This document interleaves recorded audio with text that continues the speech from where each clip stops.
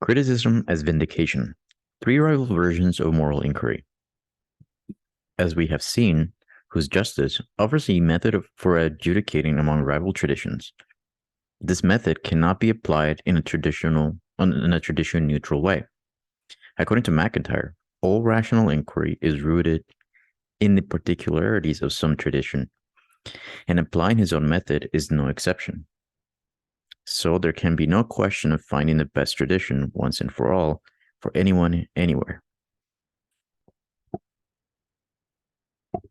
We must be content to learn which tradition is rationally superior for a particular agent at a particular moment in history. In MacIntyre's words, what this method reveals will depend upon who you are and how you understand yourself.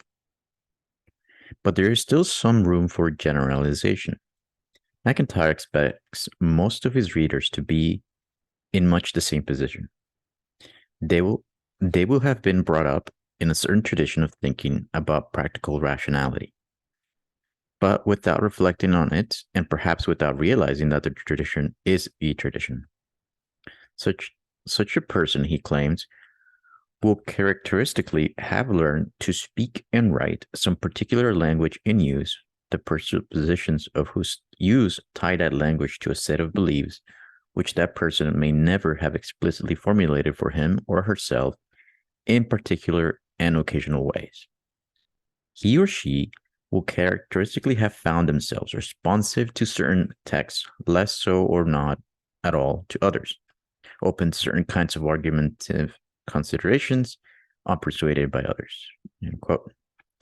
If such a person eventually has a more reflective encounter with her philosophical tradition, if she reads one of its classic texts or meets one of its contemporary defenders, it will be with a shock of recognition.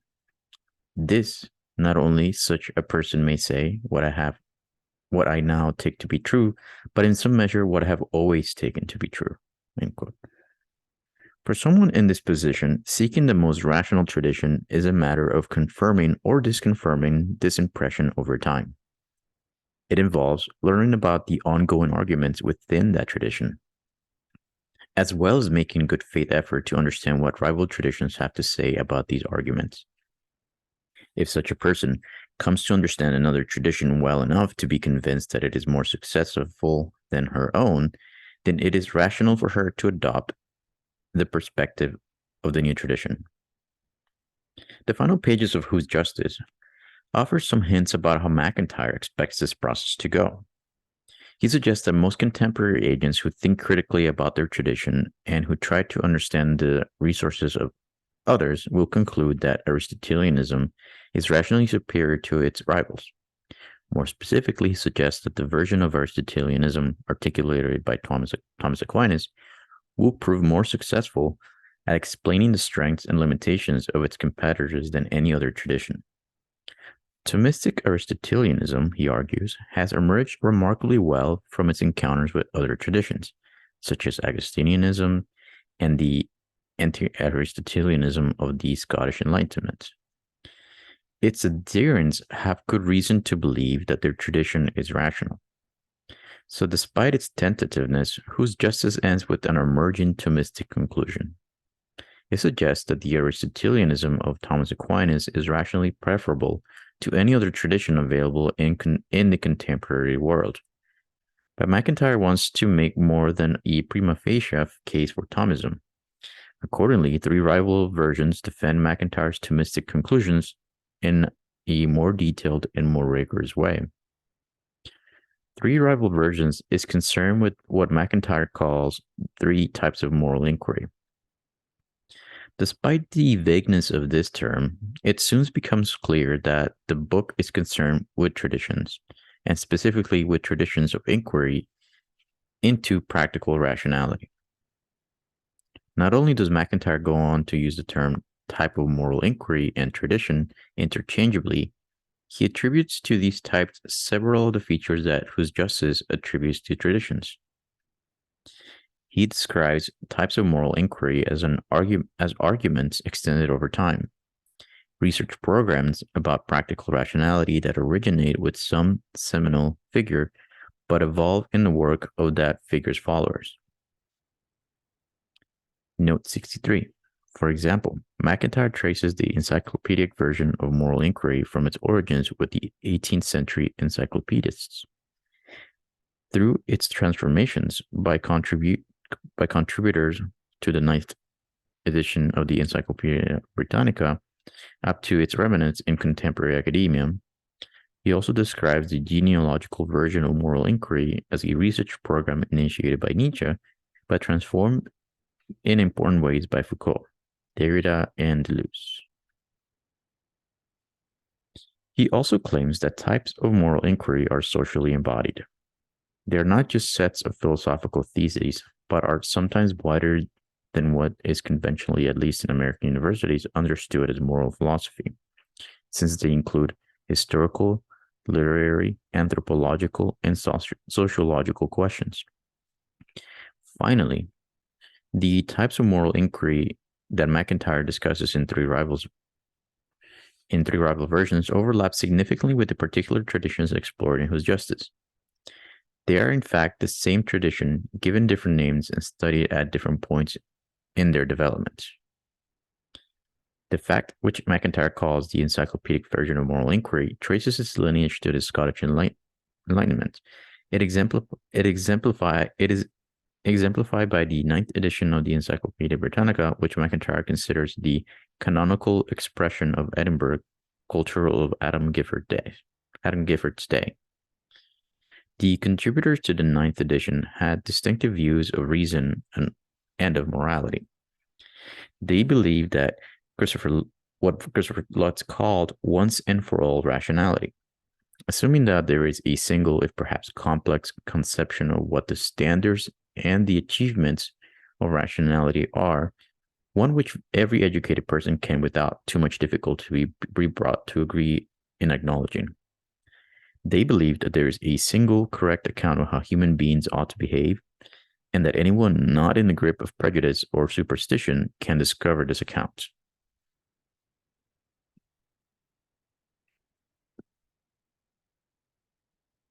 This view of morality attached a great deal of importance to rule following and ritualized responses to breaches of rules.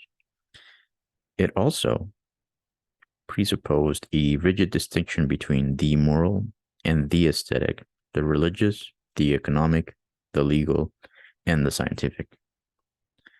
MacIntyre's second type of moral inquiry, genealogy, originates in Nietzsche's work, but it has more recently found expressions in the writings of Foucault and Deleuze.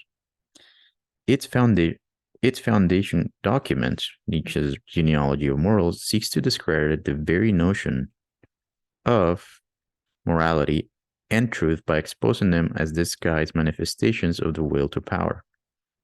More generally, the genealogical approach to moral inquiry sets out to write the history of those social and psychological formations in which the will to power is distorted into and concealed by the will to truth.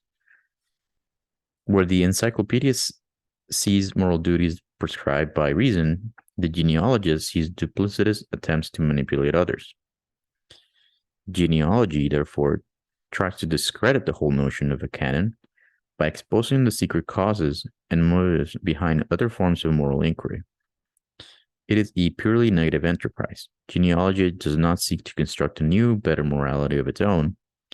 It values only the process of critique, the movement from the utterance to utterance in which what is communicated is the movement. Though genealogy does not look exactly like any of the traditions from Whose Justice, it embodies certain elements of liberalism, as MacIntyre understands it. The liberal, according to MacIntyre, understands rationality as a freedom from all tradition. To the extent that one's beliefs are shaped by one's ties to a particular time and place, one is not being rational. The genealogist shares this assumption. She thinks rationally is incompatible with rootedness, and she seeks to discredit positions that are thought to be rational by exposing their roots. I want to read the footnotes here. So footnote 64 comes after. They are in fact the same tradition given different names. 64. As I explained below, tradition corresponds to the Thomist version of Aristotelianism. Encyclopedia corresponds to the Scottish Enlightenment, though it incorporates some elements of the liberal tradition as well. And genealogy corresponds to one aspect of liberalism, though an aspect that few liberals consciously accept. The conviction that membership in a tradition precludes one from being rational. Perhaps MacIntyre will say that genealogy is the version of moral inquiry that liberals would endorse if they were consistent. All three of these traditions are studied at a specific point in their development, one unexplored by whose justice, the late 19th century. Of the four traditions discussed in whose justice, only Augustinianism has no equivalent in the three rival versions. Presumably, this is because MacIntyre sees Augustinianism as having been successfully incorporated into the Aristotelian tradition by Aquinas. Footnote 65 says, disagrees with this claim. So the claim is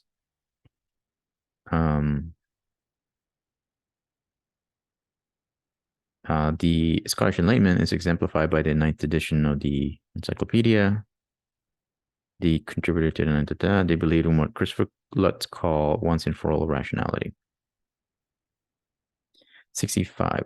Christopher Lutz disagrees with this claim. He sees Encyclopedia as corresponding to the liberal tradition studied by whose justice, not the Scottish Enlightenment. See Lutz's Tradition in Ethics of Alasdair MacIntyre. While I agree that Encyclopedia has a great deal in common with liberalism, notably a conception of reason as universal, I am struck by MacIntyre's account of how it emerged out of the social and academic institutions of the 19th century Scotland. By and large, these are the same institutions described in chapters 12 and 13 of Whose Justice. At any rate, there is no contradiction in claiming the Encyclopedia is both a descendant of the Scottish Enlightenment and an embodiment of liberalism, especially since liberalism owes much to the thinkers of the Scottish Enlightenment. Okay. I should probably read the footnotes as I go because I can't remember where I ended.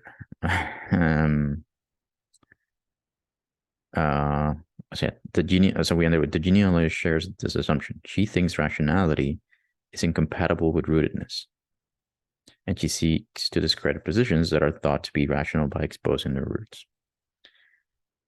MacIntyre's third form of moral inquiry, which he calls tradition, is clearly Thomism.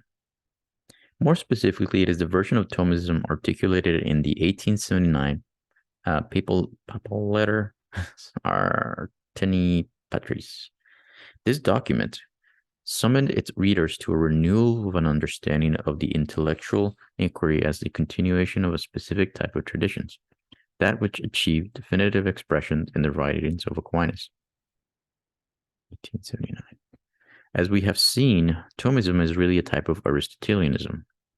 It traces its origins to ancient Greek debates about the proper ordering of various human goods, and it fuses Aristotle's vocabulary and style of thinking with broadly Christian views of the world. Three rival versions emphasizes that for Thomism, practical reasoning is conceived of as a craft. It must be taught to new members by more skilled practitioners, and it is justified by its history so far, which has made it what it is in that specific time, place, and set of historical circumstances. In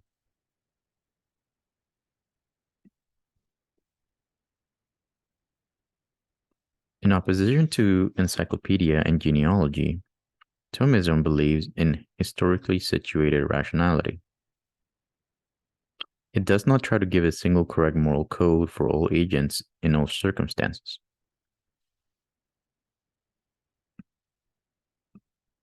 This is important. Nor does it claim that our failure to find such a code discredits moral inquiry. It is a tradition that recognizes itself as a tradition, and it is therefore willing to engage with and learn from other traditions of moral inquiry.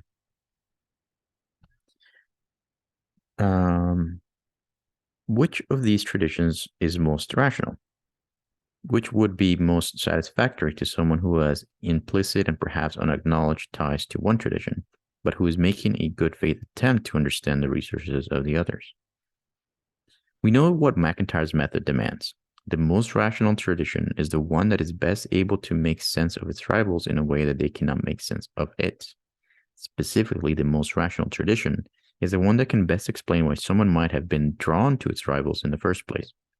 It is also one that can identify the nagging problem faced by other traditions, explain why these traditions have been unable to solve these problems, and point to a solution of its own.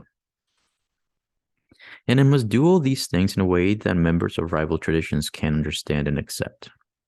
It must develop a vocabulary and a set of concepts that are intelligible to those who belong to other traditions. So what MacIntyre's three traditions say about each other's strengths and weaknesses? First of all, what can the encyclopedic version of moral inquiry say about the other two versions? The encyclopedia's view of morality forces her to adopt a doctrinaire attitude towards all rival traditions. Encyclopedias insist that there is a single correct moral code for all human beings, and that any educated person not blinded by prejudice or superstition can discover it. Of course, the contributors of the 9th edition were aware of the existence of moral disagreement, both among cultures and within our own culture. They explained this disagreement with an elaborate theory of moral progress. From the perspective of this theory, the distinctiveness of morality appeared not as a timeless, but as an emerging phenomenon. It was though a process in the course of which moral rules were disengaged from a variety of non-rational, superstitious entanglements, both with rules concerning pollution and contagion, and with rules prescribing ritual observances, that moral progress was taken to have occurred. A progress towards just such apprehension of moral truth as the 18th century had envisaged, but one exhibited in full clarity only by the civilized rather than the primitive or savage mind. End quote. For the encyclopedist, it is an article of faith that her own allegedly civilized standpoint is rationally superior to all others.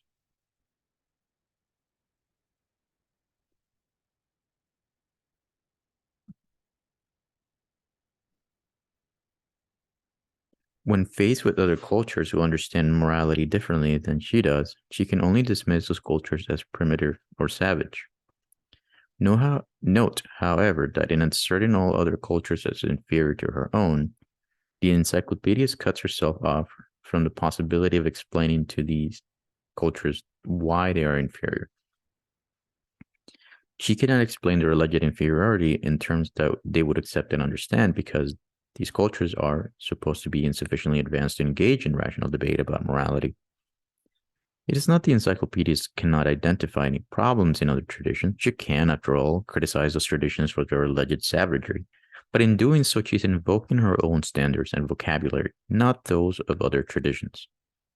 And MacIntyre's method demands more.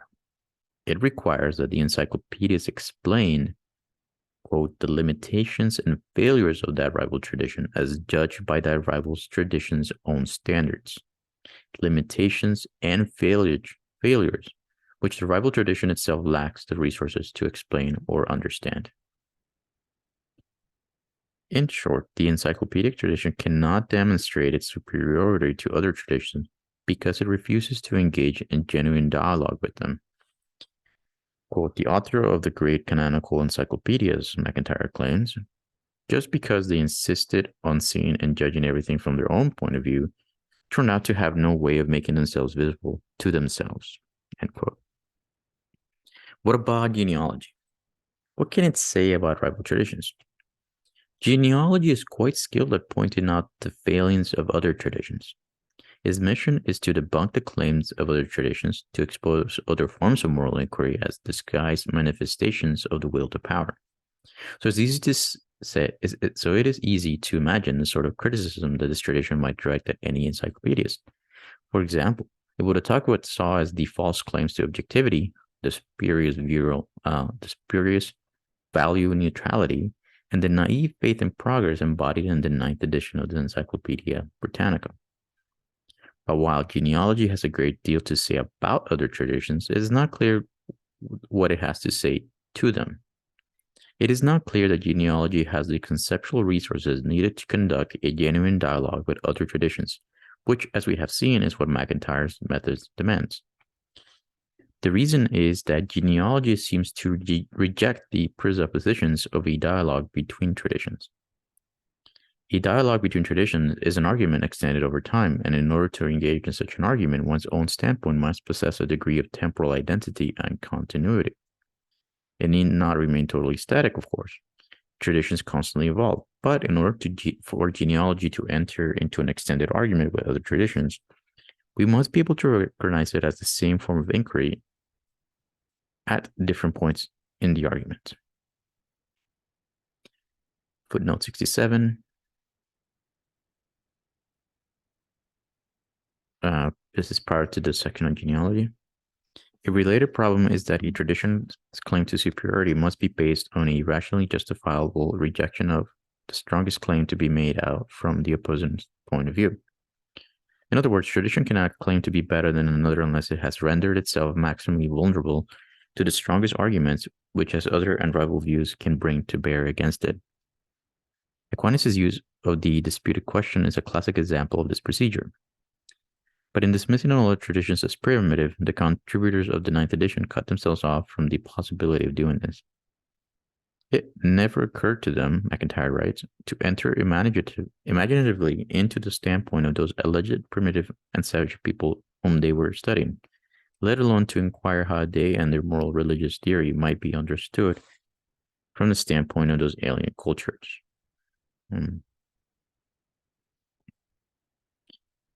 Moreover, back to text. Moreover, we must be able to attribute a certain identity over time to its members, because I, within my community, undertake projects extended through time, MacIntyre writes. It must be possible throughout this bodily life to impute continuing accountability for agency. But genealogists are famously skeptical about this sort of identity. Nietzsche is well known for rejecting any notion of the truth and correspondingly any conception of what is as such and timelessly as contrasted with what seems to be the case from a variety of different perspectives. More recent genealogists such as Foucault echo this rejection with their talk of the death of the author. But if genealogy denies that persons and traditions have identity over time, then how can it coherently see itself as a form of inquiry at all? That would require temporal continuity, and the genealogist must be as suspicious of his or her own ascriptions of selfhood as anyone else's. More importantly, how can genealogy enter into dialogue with other traditions, as MacIntyre's method demands? That would require that it coexist with them and share something with them, namely enough of a common vocabulary and a common stock of concepts to allow it to identify their strengths and weaknesses. In rejecting temporal identity, the genealogical project deprives itself of any adequately shared way of characterizing such common ground as there is.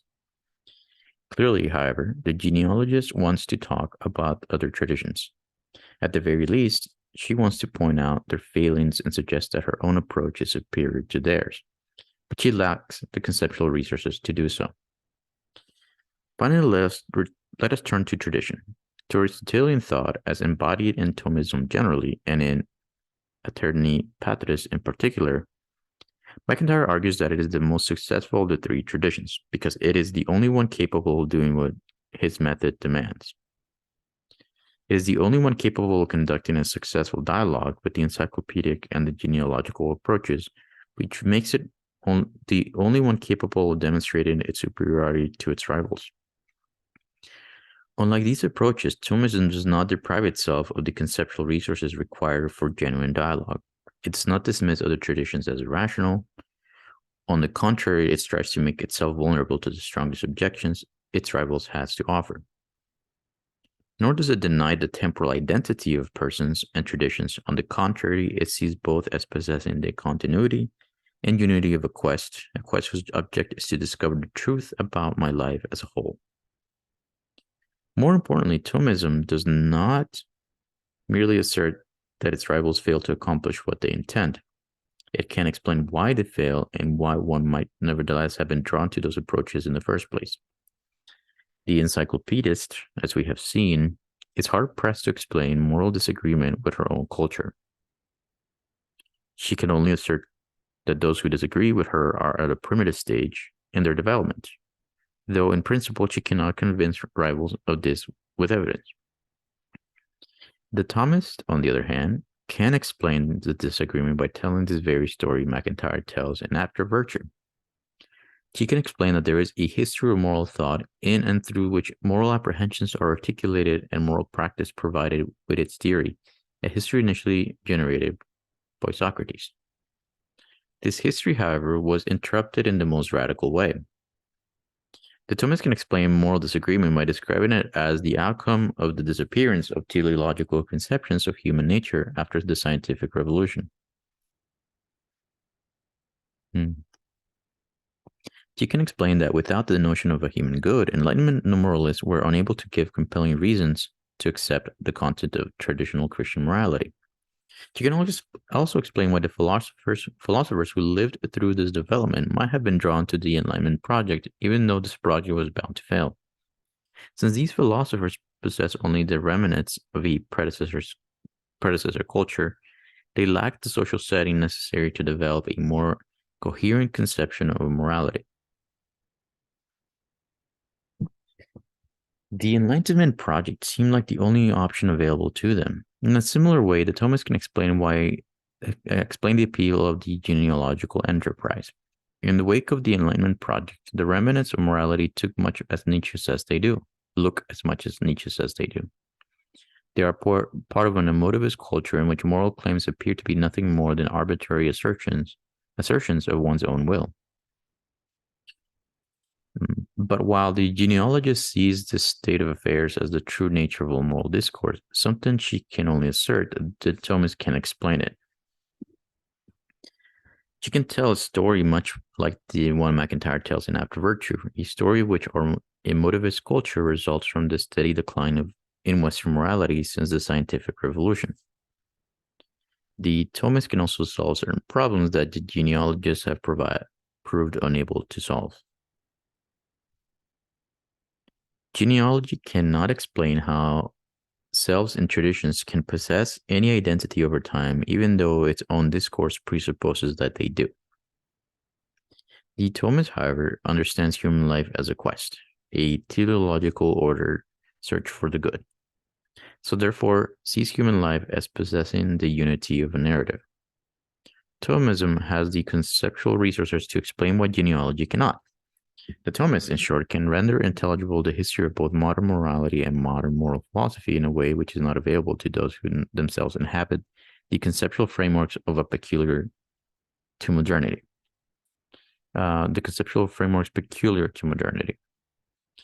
This is the source of its appeal for modern agents. Three Rival Versions is a defense of Thomism. It is a historical defense as it claims it must be. In MacIntyre's view, the only way to vindicate Thomism is to do philosophy historically. And Three Rival Versions bears all the marks of this enterprise.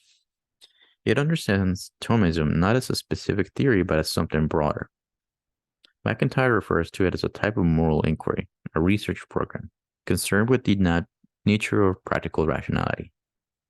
He also understands Thomism as a tradition, albeit a tradition that Three Rival Versions examines at one specific moment in development. And as we have seen, traditions manifest philosophical pictures. They express the very general ways of looking at the world, and they are extended arguments about which way of looking at the world we ought to adopt.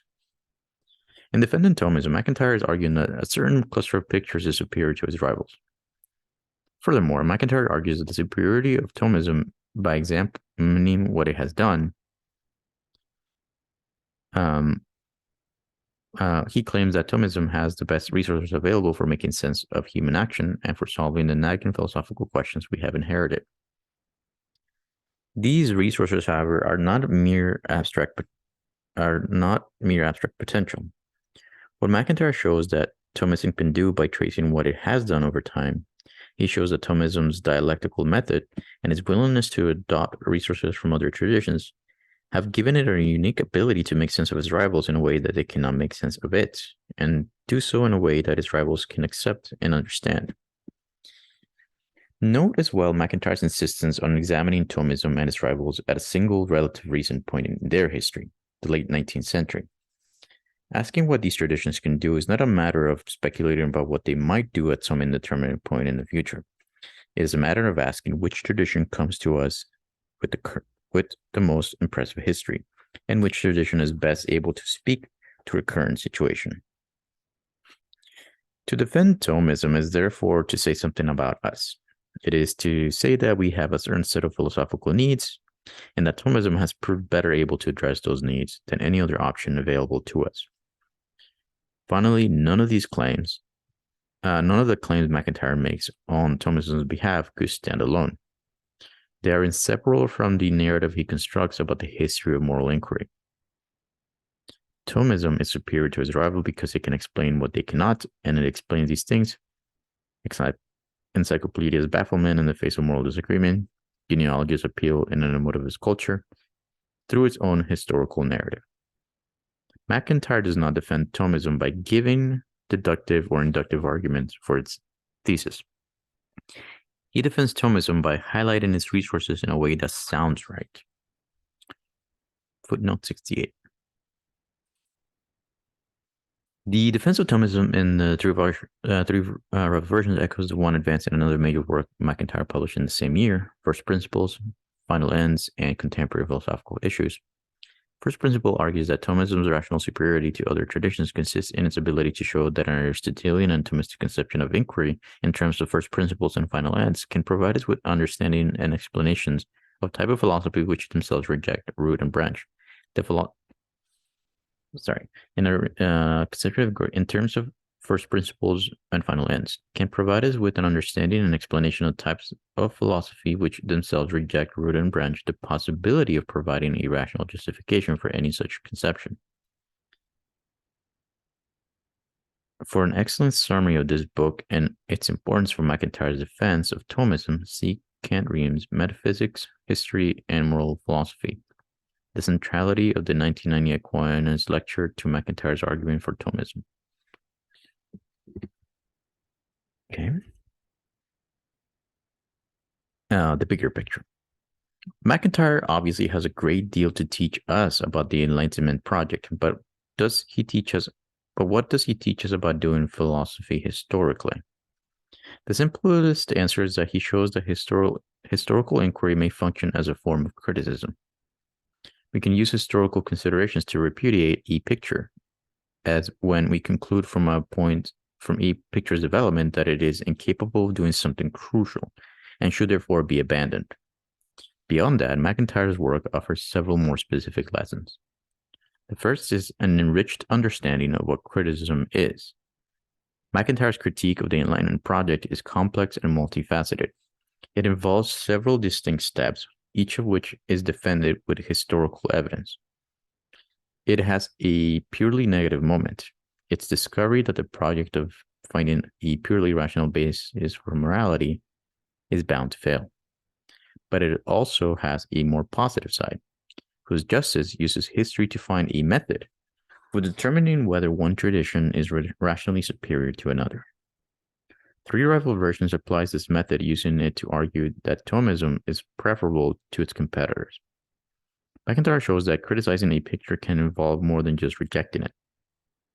Historical study can also vindicate a picture and can even be used to justify methodologies and metaphilosophical stances. In a similar vein, MacIntyre shows that criticism is closely related to narrative. Successful criticism of a picture does not simply claim that it violates universal standards of rationality. Since different pictures can have different conceptions of what rationality is, that sort of criticism would raise insoluble incommensurability problems. Successful criticisms take the form of a narrative that explains how a picture encountered certain difficulties it could not solve, and how a rival picture does a better job of addressing those difficulties. It is MacIntyre's claim only because we can construct better and worse histories of this kind. that we can criticize pictures without begging the question. Pictures may be criticized, but not as though they were standalone arguments. Asking which picture is most rational is inseparable from asking which story sounds right. MacIntyre's second contribution is closely connected. He shows that although criticizing pictures is not the same as criticizing theories, the two activities are related. The relation, however, is different than we might expect, and it is tempting to think that philosophizing starts with theories. The most basic part of inquiry is to ask which theory has the strongest evidence in their favor. Having determined which theories are most likely to be true, we then ask which traditions of inquiry or which general picture of reality are compatible with them. But if MacIntyre's account of rationality is right, matters are the other way around. We do not choose our theories before choosing our traditions, because traditions gives us the standards of rationality needed to assess theories in the first place. Rather, the most basic part of inquiry is to determine whether a given tradition deserves our loyalty. This is a matter of assessing the story it tells about itself and its rivals, of determining whether its narrative sounds right. If it does sound right, if the tradition proves better at making itself intelligible to its rivals than they are at making themselves intelligible to it, then the tradition deserves our loyalty. This in turn means that it is rational for us to assent to its theories. We do not accept a tradition because it has the best theories about metaphysics and epistemology. We accept the metaphysical and epistemological theories that we do because they are entailed by the tradition we have judged to be best. So it is not the case that criticizing traditions has nothing to do with criticizing theories. When we criticize tradition, we thereby criticize its theories, though in an indirect second-order way. What does it have to do with philosophical pictures? As I have argued, traditions manifest pictures. They are, among other things, expressions of our most general ways of looking at reality. Accordingly, what MacIntyre says about the criticism of tradition applies to the criticism of pictures as well. Criticizing pictures is not the same as criticizing a theory. We do not reject Platonism or Cartesianism because it is logically untenable or because one of its theories is demonstrably false. We reject these pictures when we do on the basis of more global considerations, because they fail to make sense of their rivals in ways that their rivals can make sense of them. This does not mean that we are indifferent to the truth or falsity of the associated theories with a given picture. If a picture proves more successful than its rivals in the way MacIntyre describes, then it in fact gives us the best possible reason to accept the theories associated with it. When we do philosophy historically, theories are not our main concern, but we are nevertheless engaged in learning about them and making judgments about them. We simply do so indirectly. Finally, MacIntyre makes a third contribution to our understanding of doing philosophy historically. He highlights the social dimension of this enterprise. A tradition, as MacIntyre understands it, is not just a philosophical outlook. It is a philosophical outlook embodied in and inseparable from the practices of a specific community. We do not merely find a tradition in the theoretical pronouncements of its members.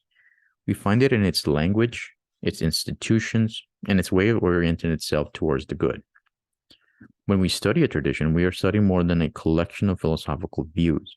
We are studying a mode of social life, a set of institutions and practices. And when we accept or reject a tradition, we are accepting or rejecting a mode of social life, expressing our preference for one form of life over another. Since traditions manifest philosophical pictures, all of this applies to pictures as well. A philosophical picture is a social phenomenon. It is a general conception of how the world is, one that finds expression in practices and institutions as well as in philosophical pronouncements. If we want to understand a picture well, we should expect to study more than the writings of philosophers. We should expect to study the way pictures is embodied in the rest of culture, in science, literature, and political practice, for example. This is a daunting task, and few philosophers may be up for it. But it has the advantage of helping to dismantle the sharp divide between philosophy and practice, between the way we think and the way we live. Note 70. MacIntyre has little hope that philosophers will study all the social phenomena required to understand traditions properly. Context interpretation addresses precisely this point.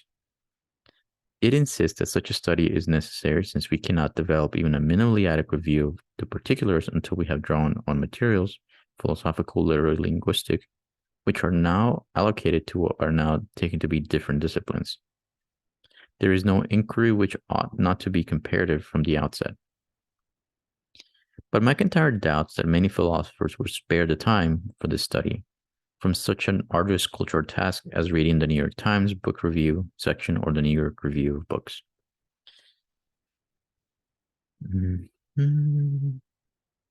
All right, so that's the end of chapter 4.